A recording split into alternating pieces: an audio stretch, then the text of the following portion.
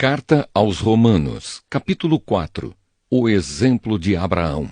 Então, o que é que podemos dizer de Abraão, o antepassado de nossa raça? O que foi que ele conseguiu? Se foi por causa das coisas que ele fez que Deus o aceitou, então ele teria motivo para se orgulhar, mas não para se orgulhar diante de Deus. Pois, o que é que as Escrituras Sagradas dizem? Elas dizem: Abraão creu em Deus e por isso Deus o aceitou. O salário que o trabalhador recebe não é um presente, mas é o pagamento a que ele tem direito por causa do trabalho que fez. Porém, a pessoa que não põe a sua esperança nas coisas que faz, mas simplesmente crê em Deus, é a fé dessa pessoa que faz com que ela seja aceita por Deus. O Deus que trata o culpado como se ele fosse inocente.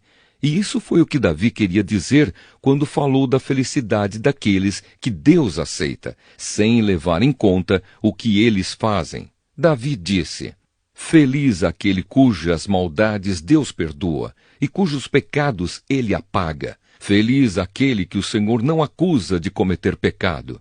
Será que essa felicidade de que Davi falou existe somente para os que são circuncidados? É claro que não. Ela existe também para os que não são circuncidados, pois já citamos as Escrituras Sagradas que dizem: Abraão creu em Deus e por isso Deus o aceitou. Quando foi que isso aconteceu?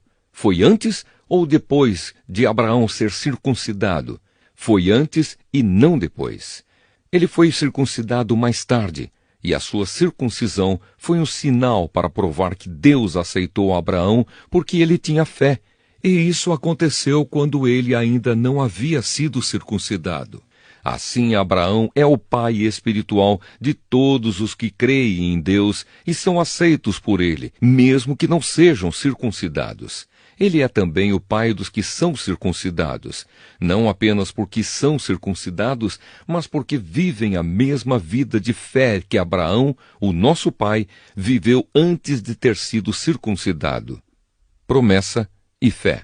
Deus prometeu a Abraão e aos seus descendentes que o mundo ia pertencer a eles.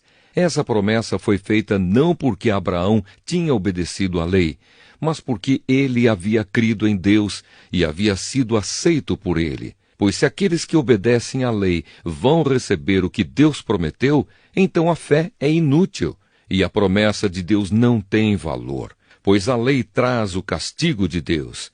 Mas onde não existe lei, também não existe desobediência à lei. Portanto, a promessa de Deus depende da fé, a fim de que a promessa seja garantida como presente de Deus a todos os descendentes de Abraão. Ela não é somente para os que obedecem à lei, mas também para os que creem em Deus, como Abraão creu, pois ele é o pai espiritual de todos nós. Como dizem as Escrituras Sagradas: Eu fiz de você o pai de muitas nações. Assim a promessa depende de Deus, em quem Abraão creu, o Deus que ressuscita os mortos e faz com que exista o que não existia. Abraão teve fé e esperança, mesmo quando não havia motivo para ter esperança, e por isso ele se tornou o pai de muitas nações. Como dizem as Escrituras, os seus descendentes serão muitos. Abraão tinha quase 100 anos. Mas mesmo quando ele pensou a respeito do seu corpo, que já estava como morto, ou quando lembrou que Sara não podia ter filhos, a sua fé não enfraqueceu. Abraão não perdeu a fé, nem duvidou da promessa de Deus. A sua fé o encheu de poder, e ele louvou a Deus porque tinha toda a certeza de que Deus podia fazer o que havia prometido. Por isso Abraão, por meio da fé, foi aceito por Deus. As palavras "foi aceito" não falam somente dele, falam também de nós, que seremos aceitos, nós, os que cremos em Deus, o qual ressuscitou Jesus, o nosso Senhor. Jesus foi entregue para morrer por causa dos nossos pecados e foi ressuscitado, a fim de que nós fôssemos aceitos por Deus.